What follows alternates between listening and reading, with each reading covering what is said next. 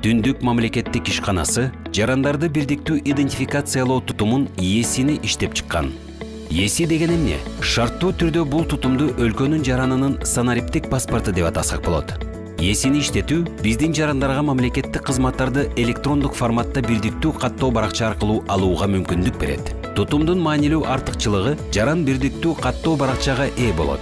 Анын негизинде ар бир мамлекеттик порталда өзүнчө каттоо зарылдыгы жокко чыгат жана паролдорду жоготуп алуу тобокелдиги кыскарат.